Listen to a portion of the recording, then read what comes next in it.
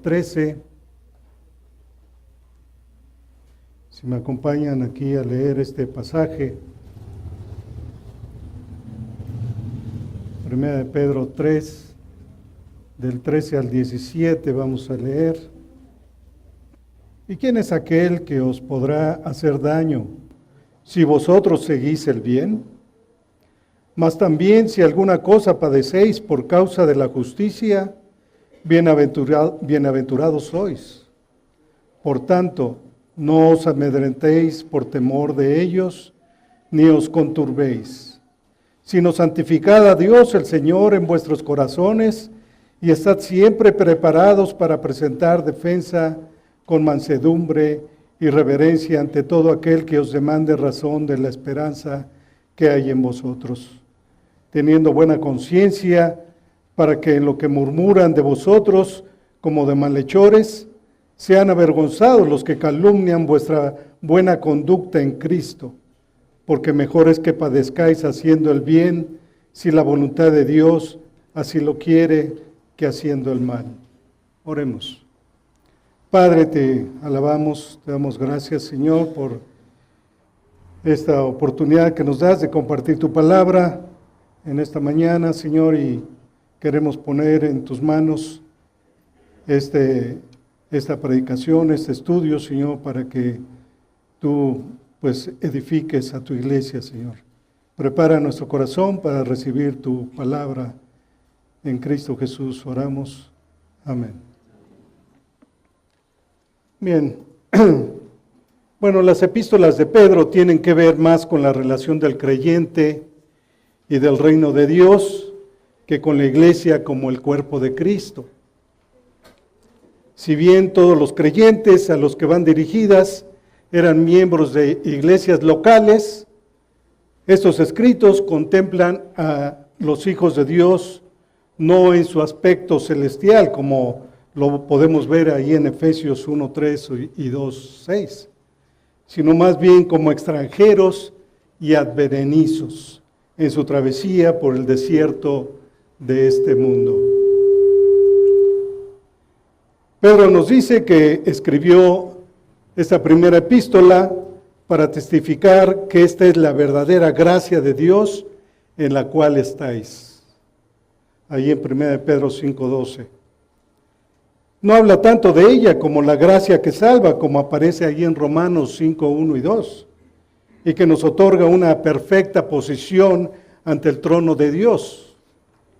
Sino más bien Pedro habla como la gracia que se nos ministra día a día y nos capacita para estar firmes ante los dardos de fuego del enemigo y las diversas pruebas que encontramos en el camino de este tedioso peregrinaje hacia la gloria eterna.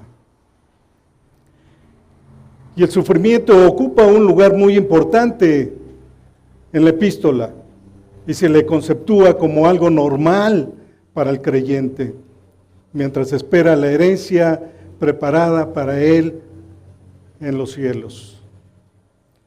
Aquí es oportuno recordar las palabras de Savonarola, un fraile italiano, quien se empeñó en la reforma de la vida monástica, criticando la corrupción moral del clero renacentista. Él dijo lo siguiente: la vida de un creyente consiste en hacer el bien y sufrir el mal. Fin de la cita.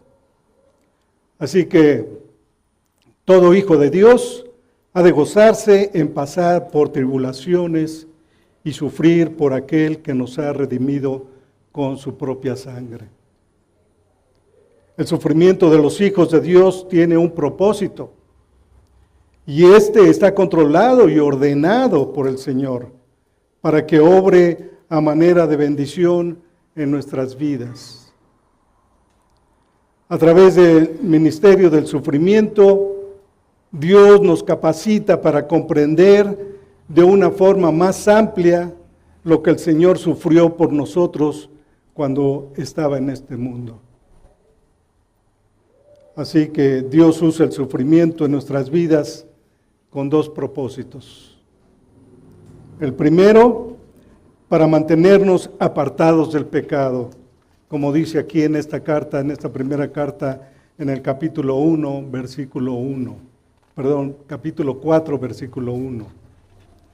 Dice ahí Pedro: puesto que Cristo ha padecido por nosotros en la carne, vosotros también armaos del mismo pensamiento, pues quien ha padecido en la carne, terminó con el pecado. En segundo lugar, otro segundo propósito, es que Dios, como un medio, Dios usa el sufrimiento para aplicarnos su disciplina. Lo vemos en Hebreos 12:6, donde dice: porque el Señor al que ama disciplina y azota a todo el que recibe por hijo. Entonces el sufrimiento de su disciplina es para que seamos hechos a la imagen de nuestro bendito Señor.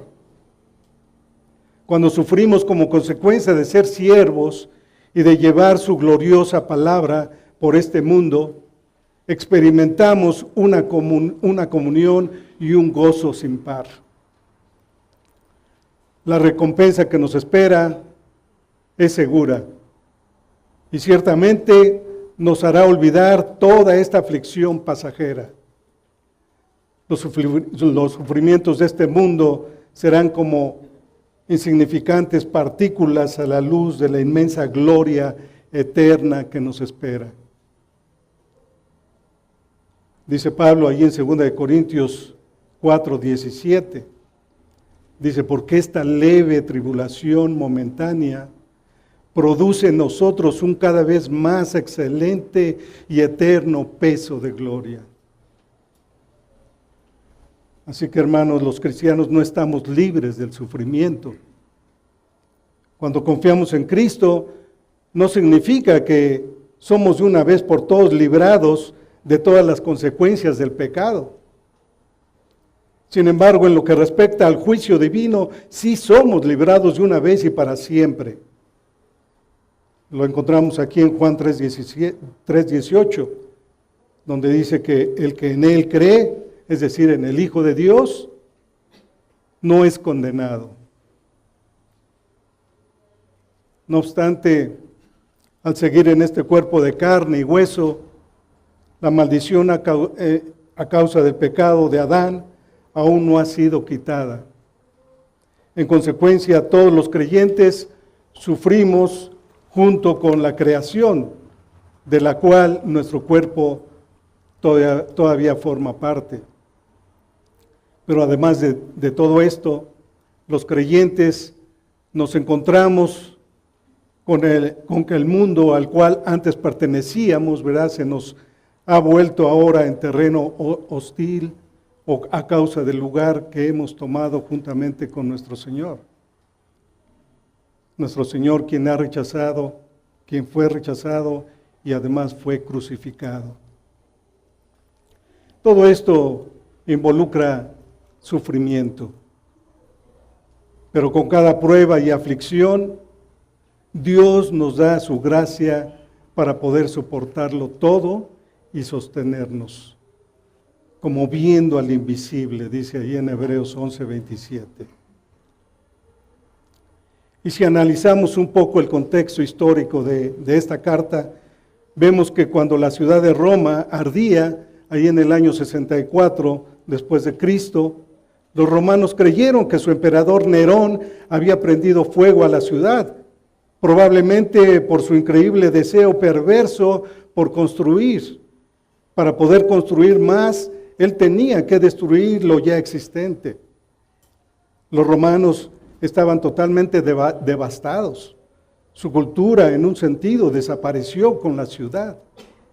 Todos los elementos religiosos de su vida fueron destruidos.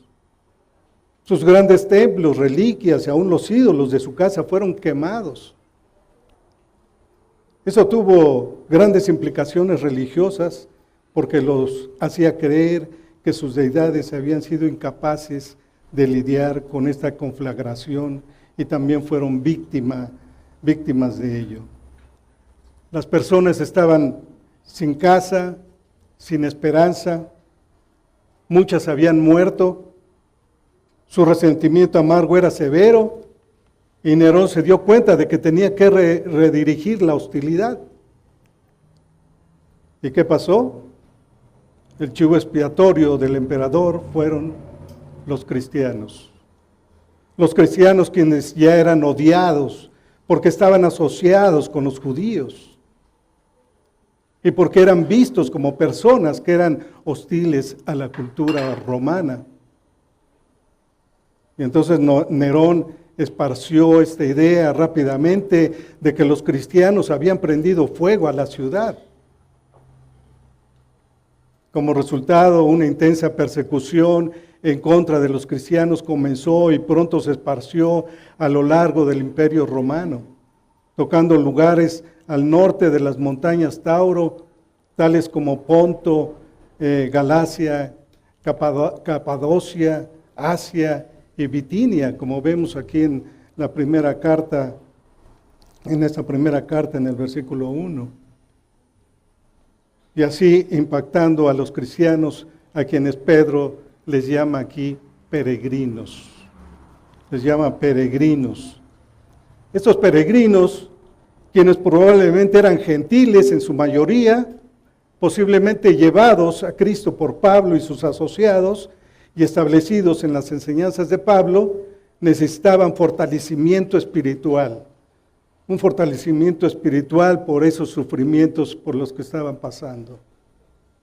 De esta manera, el apóstol Pedro, bajo la inspiración del Espíritu Santo, escribió esta epístola para fortalecerlos y enseñarles cómo vivir victoriosamente en medio de la hostilidad, sin perder la esperanza, sin amargarse, mientras confiaban en su Señor y mientras esperaban su segunda venida. Pedro quiso impresionar en sus lectores que al llevar una vida obediente, victoriosa, bajo aflicción, un cristiano de hecho puede evangelizar su mundo hostil. Así que, hermano, hermana, si tú estás pasando por algún tipo de sufrimiento injusto y estás pensando claudicar, escucha las palabras del apóstol Pedro aquí en el versículo 12 de nuestro pasaje, las cuales nos alientan, dándonos esperanza y alivio. Dice el versículo 12, dice, porque los ojos del Señor, dice, están sobre los justos y sus oídos atentos a sus oraciones. Pero el rostro del Señor está contra aquellos que hacen el mal. Hermanos, a Dios no se le escapa absolutamente nada. Él se ocupa de nosotros. Escucha nuestras oraciones y está completamente consciente del mal que nos aqueja. Jamás debemos pensar que no se dio cuenta del mal. Él ve y recuerda. Podrá ser paciente, pero no compromete su justicia. Su ojo no solo está sobre los justos, su rostro está en contra del mal. En última instancia, el bien vencerá al mal al final. Al final, Dios gana.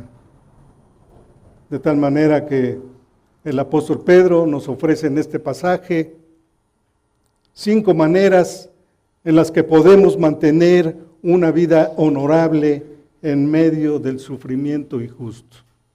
5 maneras en las que podemos mantener una vida honorable en medio del sufrimiento injusto.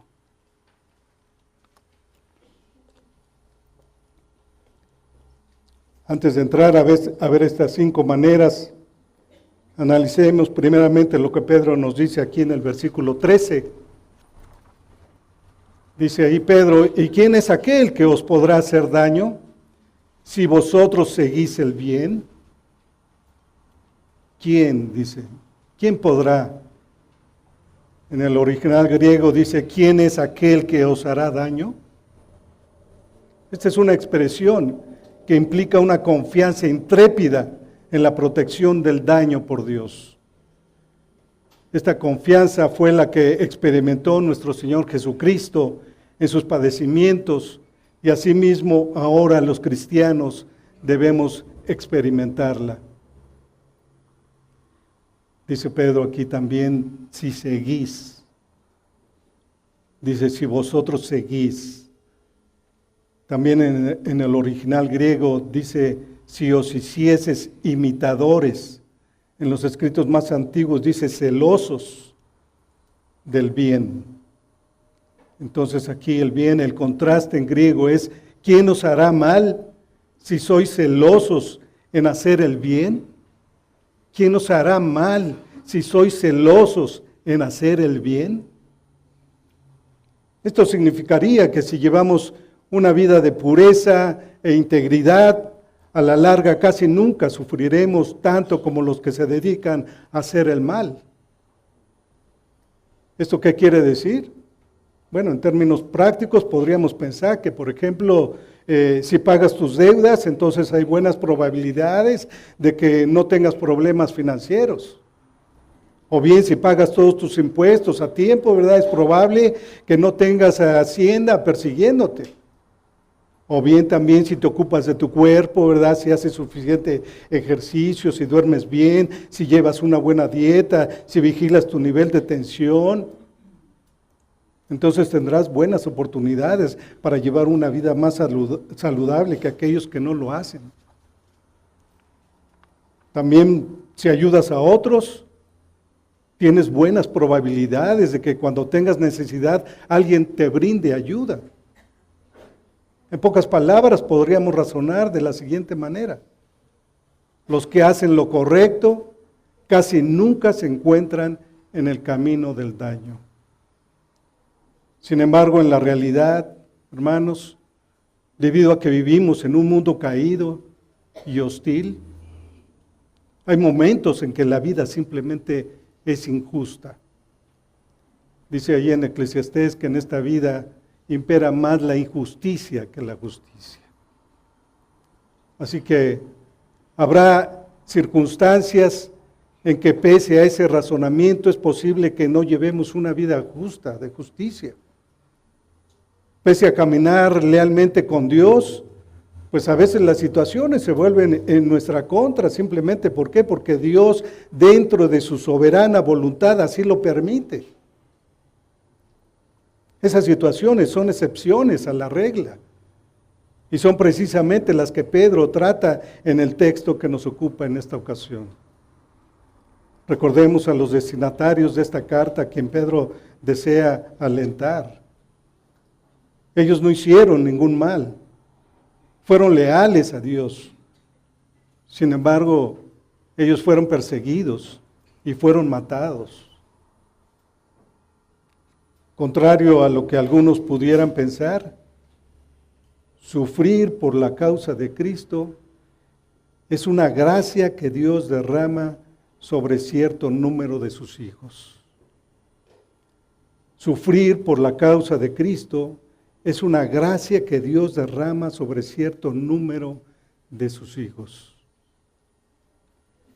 Así es de que cuando como cristianos nos enfrentamos a cara descubierta a aquellos que antagonizan con la causa de Cristo, de seguro que hemos de sufrir pruebas. Hemos de sufrir pruebas, persecuciones y aún la muerte. Hoy en día miles de cristianos han sufrido y continúan sufriendo persecución bajo regímenes totalitarios y ateos. Y así el apóstol Pedro entonces nos sugiere 5 maneras con las que debemos responder si eso sucediera. ¿Cómo debemos responder cuando hacemos lo correcto pero se nos paga con mal? Veamos en primer lugar, ahí en el versículo 14, en su primera parte, dice, mas también si alguna cosa padecéis por causa de la justicia, dice, bienaventurados sois. Entonces, en primer lugar, aquí vemos, considerémonos bendecidos por Dios. considerémonos bendecidos por Dios. En cuanto a la injusticia misma se refiere, aquí el sorprendente consejo de Pedro es: si alguno de ustedes es llamado a sufrir por causa de la justicia, puede considerarse dichoso. Así es que alégrense, considérense bendecidos. Noten las palabras aquí, mas también si alguna cosa. En el original griego, entre otras cosas, hay una condición introducida por la palabra sí, que significa dudoso, pero posible. Entonces podríamos parafrasear de esta manera: es dudoso que sufran por causa de la justicia, pero de ser así, esto solo nos debe de dar esperanza. Entonces, ¿cómo hemos de responder cuando ocurra la excepción a la regla? Pedro nos dice: considérense bendecidos, hermanos.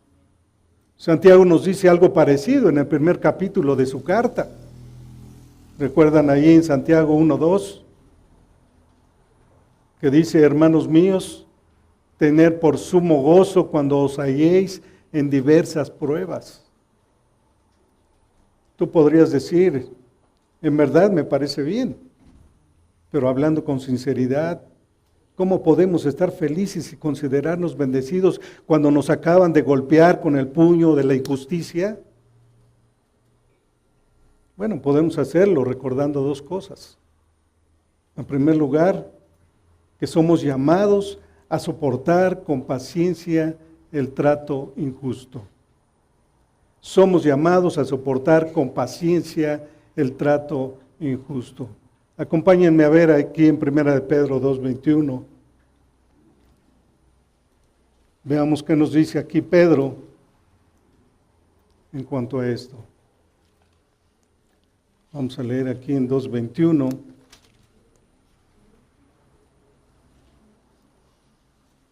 Dice: pues para esto fuisteis llamados.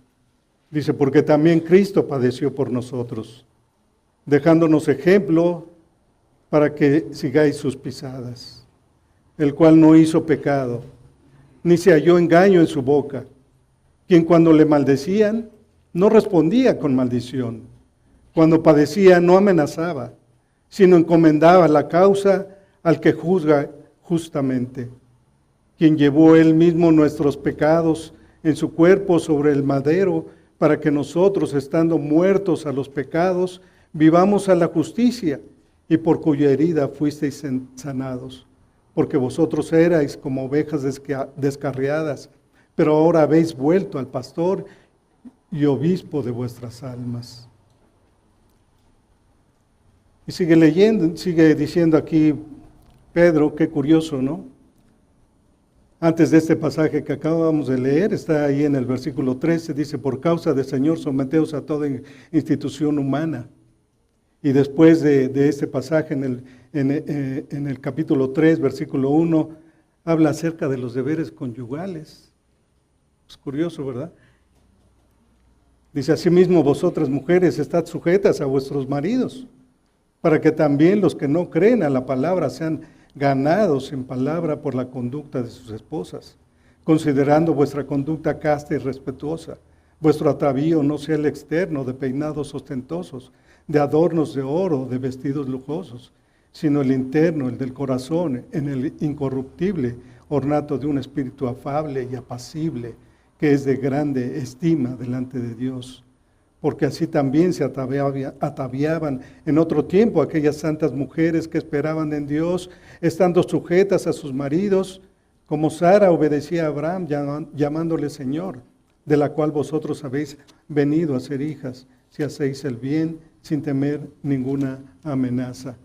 Y dice el versículo 7, también a los maridos les toca, dice: vosotros maridos igualmente vivid con ella sabiamente, dando honor a la mujer como a vaso más frágil y como a coherederas de la gracia de la vida, para que vuestras oraciones no tengan estorbo. Finalmente, versículo 8 dice: sed todos de un mismo sentir, compasivos, amándoos fraternalmente, misericordiosos, amigables, Y versículo 9 dice, no devolviendo mal por mal, ni maldición por maldición, sino por el contrario, bendiciendo, sabiendo que fuisteis llamados para que heredaseis bendición. Entonces, hermanos, somos llamados a soportar con paciencia el trato injusto. Cuando llegue ese sufrimiento, debemos saber que aún experimentamos el plan de Dios y cumplimos con nuestro llamado. Este tratamiento nos recuerda que la mano de Dios todavía está en nuestras vidas. En segundo lugar, podemos saber que algún día se nos recompensará por resistir estas pruebas inmerecidas. Dice Santiago 1:12, bienaventurado el varón que soporta la tentación, porque cuando haya resistido la prueba recibirá la corona de vida que Dios ha prometido a los que le aman. Cualquiera puede aceptar una recompensa de buena gana, ¿no es cierto? Y muchas personas hasta pueden aguantar su castigo pacientemente cuando hacen algo mal. Pero ¿quién está equipado para lidiar con el maltrato después de haber hecho lo correcto? ¿Quién? Solo los cristianos estamos equipados para eso. Eso es lo que hace que podamos sobresalir. En el misterio del plan soberano de Dios seremos destacados. Entonces luego, como Job, seremos recompensados por soportar esas pruebas que no merecíamos o que no merecimos. Y aquí es oportuno también recordar la instrucción de nuestro Señor Jesucristo, allí en Mateo 5. Acompáñenme a ver aquí este pasaje del Sermón del Monte, en Mateo 5, 10.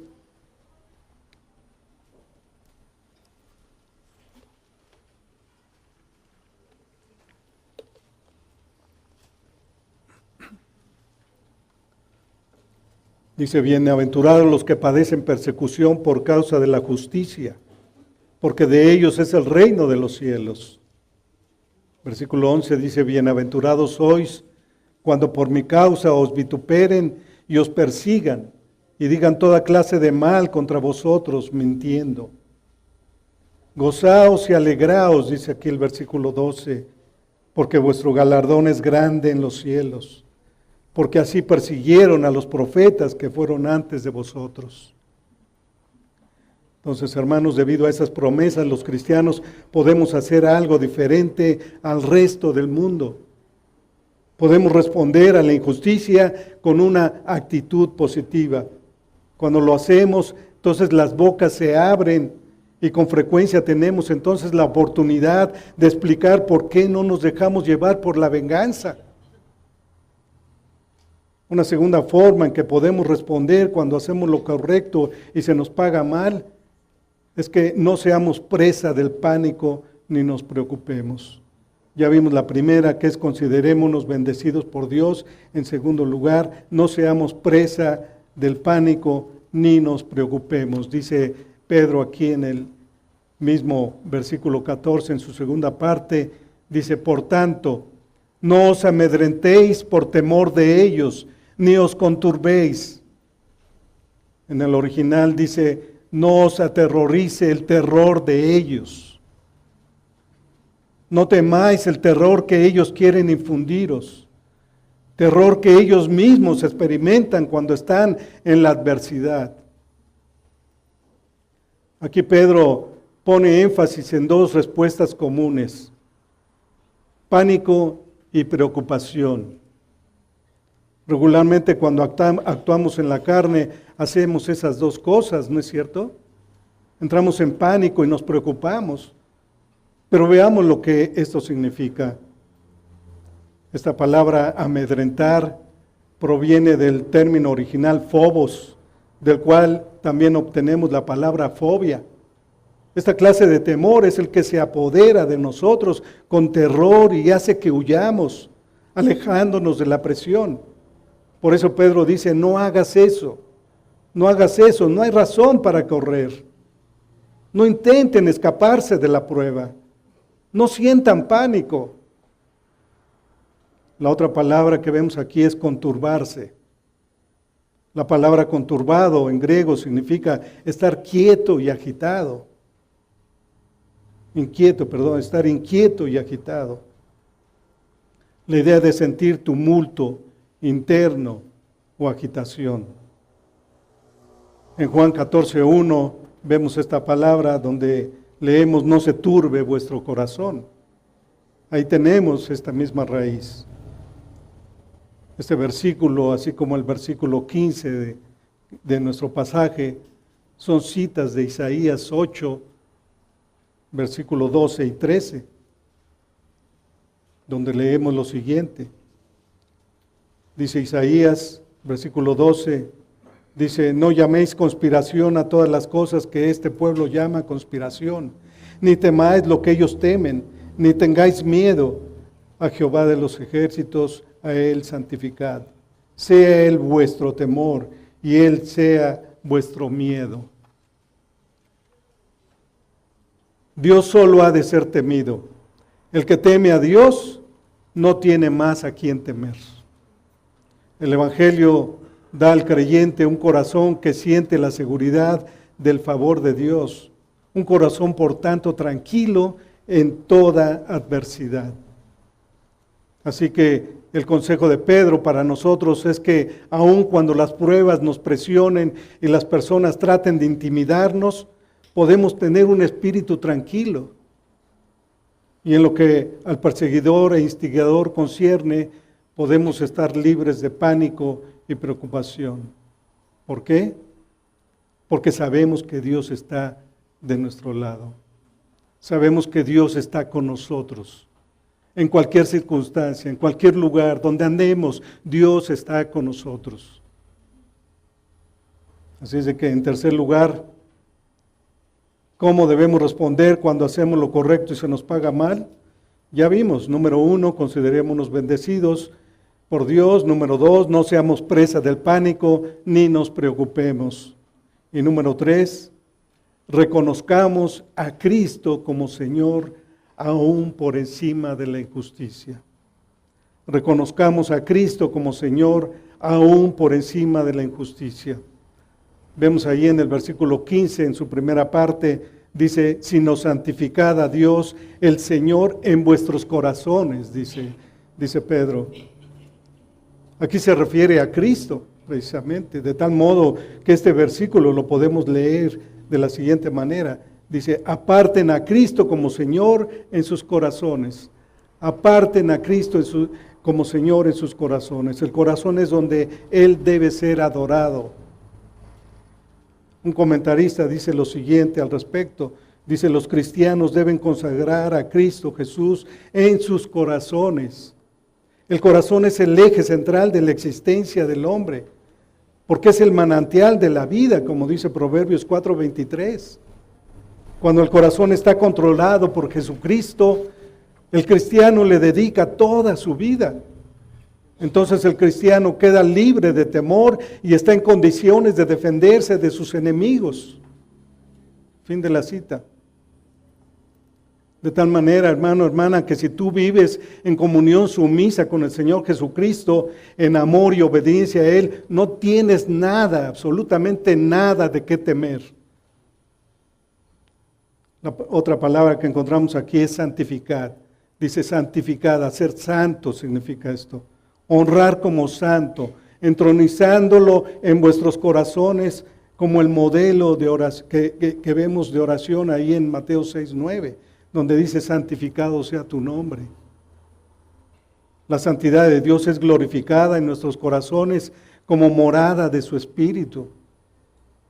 Dios es el Señor. Los manuscritos más antiguos leen a Cristo, aquí en este pasaje. Entonces, santificar a Cristo por Señor. Santificar a Cristo por Señor. Eso es lo que significa y podemos leer en este pasaje. Aquí podemos ilustrar esto con el martirio de Policarpo de Esmirna. Recordamos aquí a Policarpo de Esmirna, Este es un buen ejemplo de alguien que santificó a Cristo como Señor en su corazón. Policarpo de Esmirna. Corría el año 155 después de Cristo, cuando Policarpo era todavía obispo de la iglesia de Esmirna, que encontramos ahí en Apocalipsis 3:8. Cuando un grupo de cristianos fue acusado y condenado por los tribunales. Según nos narra la historia, se les aplicaron los más dolorosos castigos y ninguno de ellos se quejó de su suerte. Pues descansando en la gracia de Cristo, tenían en menos los dolores del mundo. Cuando llevaron a Policarpo ante el procónsul, este trató de persuadirle, diciéndole que pensara en su avanzada edad y que adorara al emperador. Cuando Policarpo se negó a hacerlo, el juez le insistió diciéndole que si juraba por el emperador y maldecía a Cristo, quedaría libre. Pero, ¿qué respondió Policarpo? Él dijo, llevo 86 años sirviéndole y ningún mal me ha hecho. ¿Cómo he de maldecir a mi rey que me salvó? El juez ordenó que Policarpo fuera quemado. Atado ya en medio de la hoguera y cuando estaba a punto de encender el fuego, Policarpo elevó la mirada al cielo y oró en voz alta. Señor, Dios soberano, te doy gracias, porque me has tenido por digno de este momento, para que junto a tus mártires yo pueda tener parte en el cáliz de Cristo. Por ello te bendigo y te glorifico. Amén. Así entregó la vida aquel anciano obispo. Otros dicen que fue enterrado vivo, pero el hecho es que antes de morir santificó a Cristo. Santificó a Cristo como Señor en su corazón. Otro ejemplo lo encontramos en la Biblia con Esteban, cuando ofreció una elocuente y penetrante defensa de Jesús ante el Sanedrín judío. Enfureció a muchos de los que le escucharon. Su odio se desencadenó en contra de él. Dice ahí en Hechos 7:55, acompáñenme a ver este pasaje. Hechos 7:55.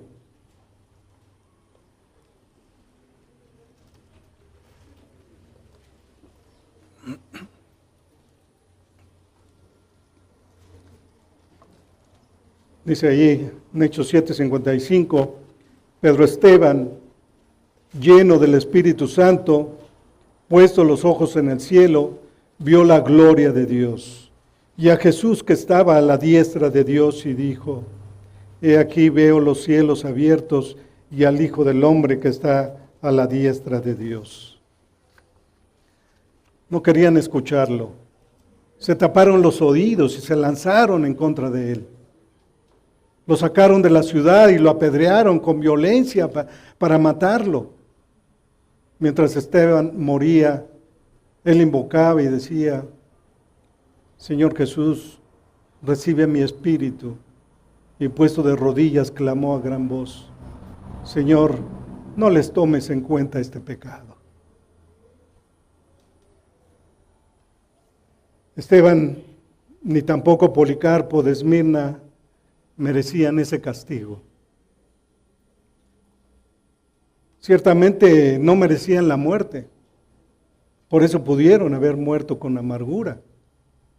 Pudieron haber muerto con una maldición en los labios. Sin embargo, ¿qué fue lo que hicieron? ¿Cómo respondieron ante la injusticia?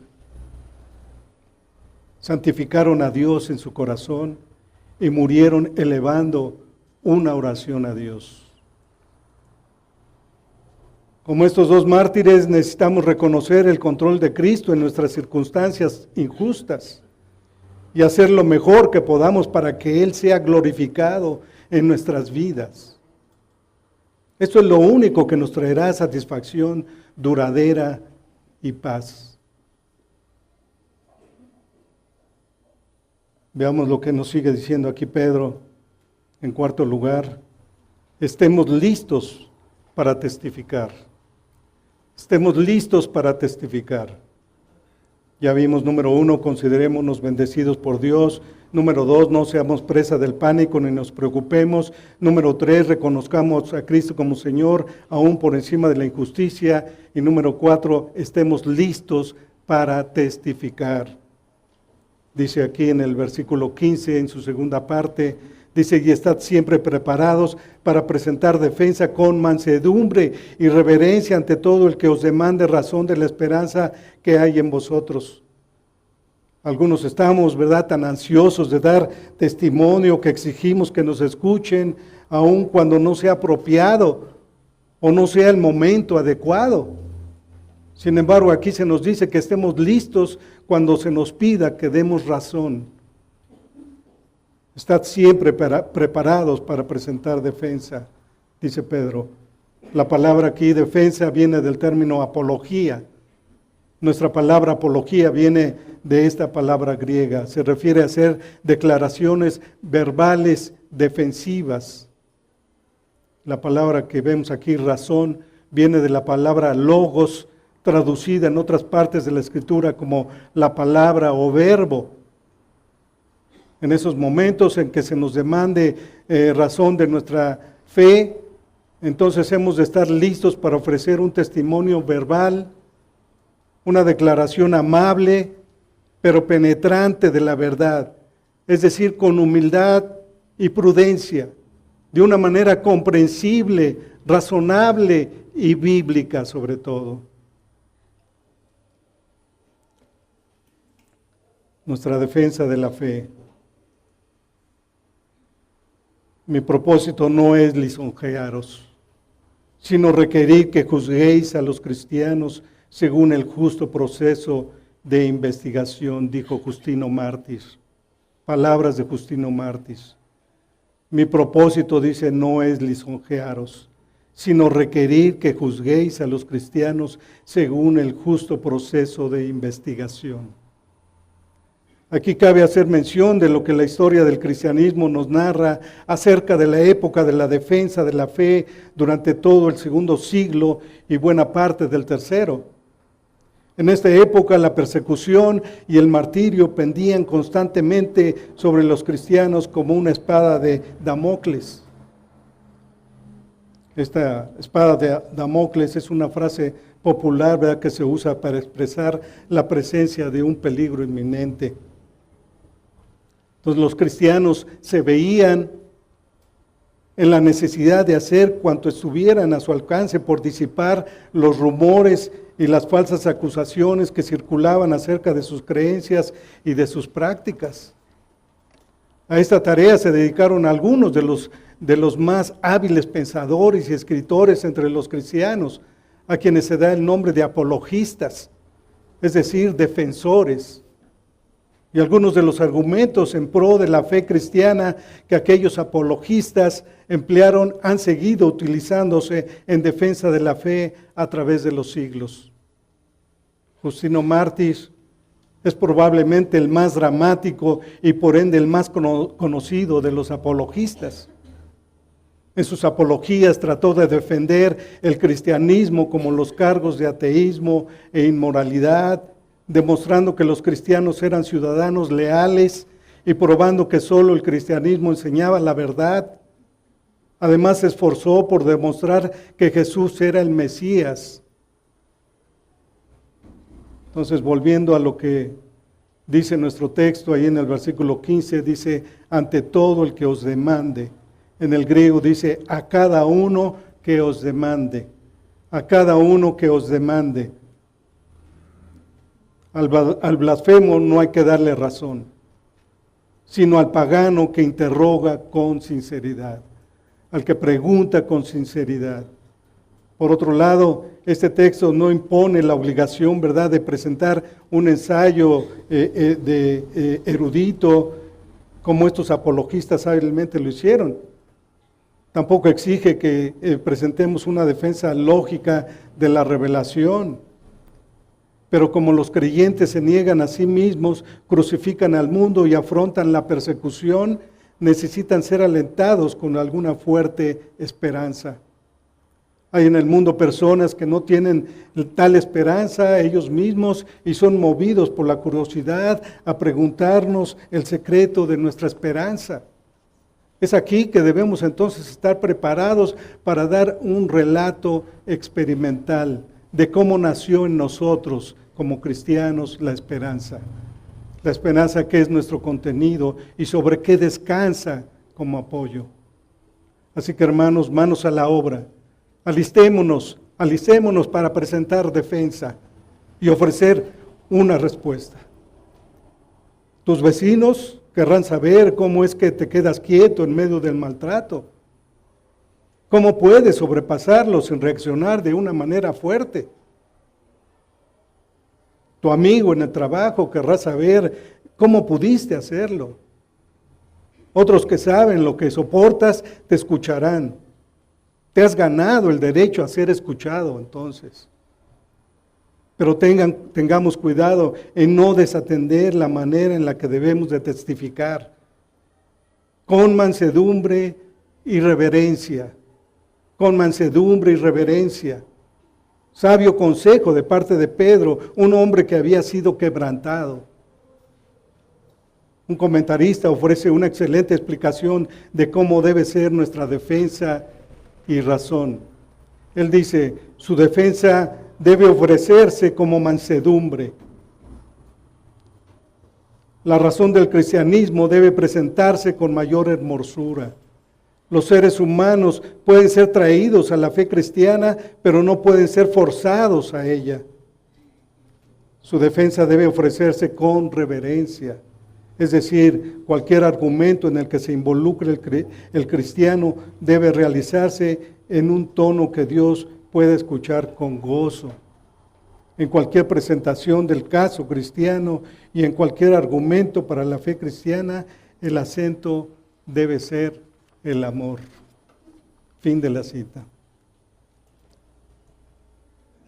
El apóstol Pedro nos sigue diciendo aquí, en quinto lugar, cómo mantener una vida honorable en medio del sufrimiento.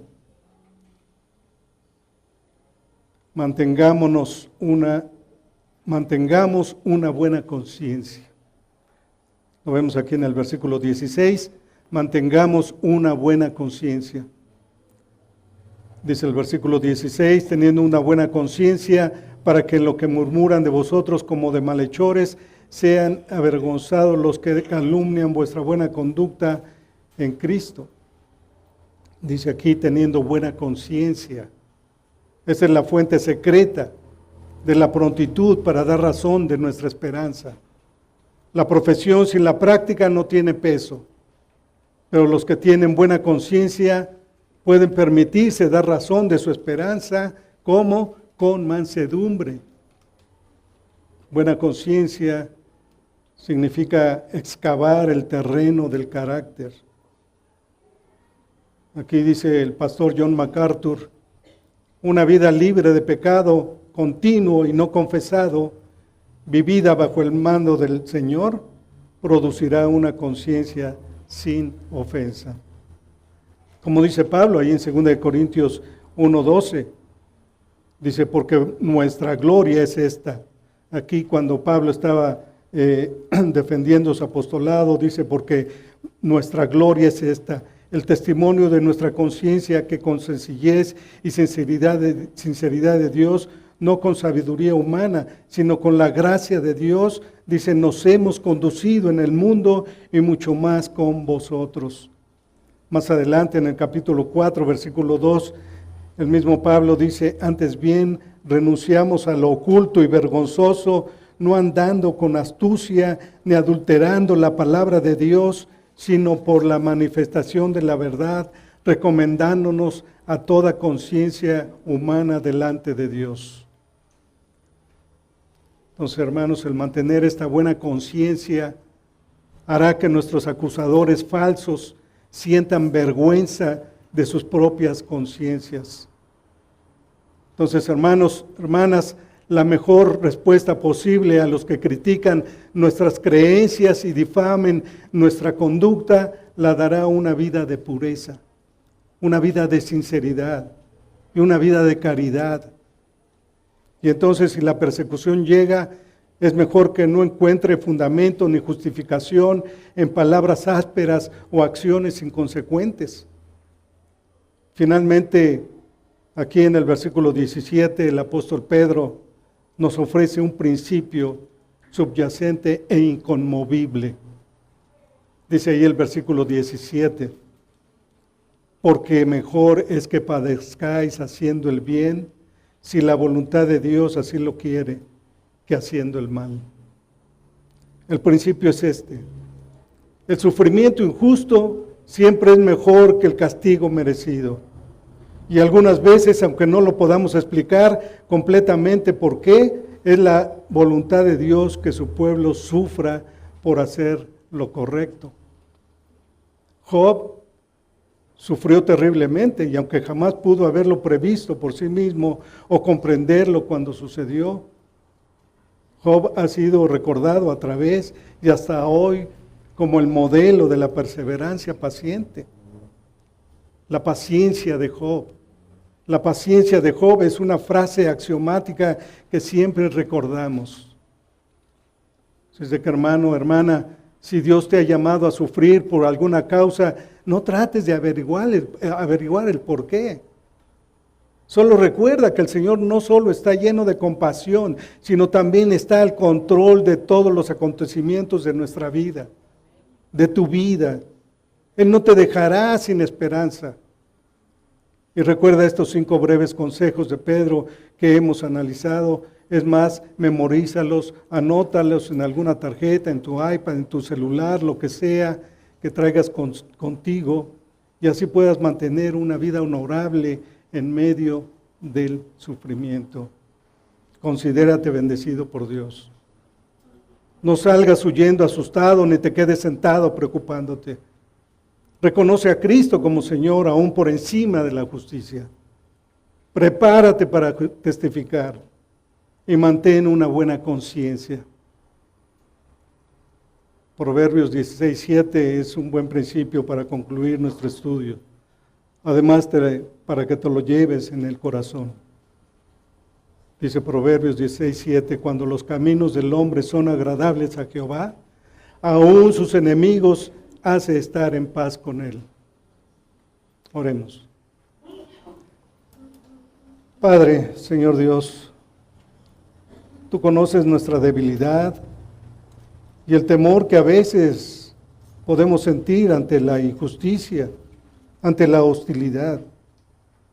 Señor, oramos para que toda oposición y trato injusto que enfrentemos por parte de los hombres pecadores lo pongamos en perspectiva cuando consideremos a aquel que soportó tal oposición y tal trato injusto. Oh Dios, danos corazones que estén fijos en el Señor Jesucristo. Ayúdanos a comprender más la manera de seguir a Cristo y ser sus esclavos. Obra en nuestros corazones con tu Santo Espíritu, a través de cada una de nuestras situaciones, para que tú recibas toda la gloria. Oramos en el nombre de Jesús. Amén.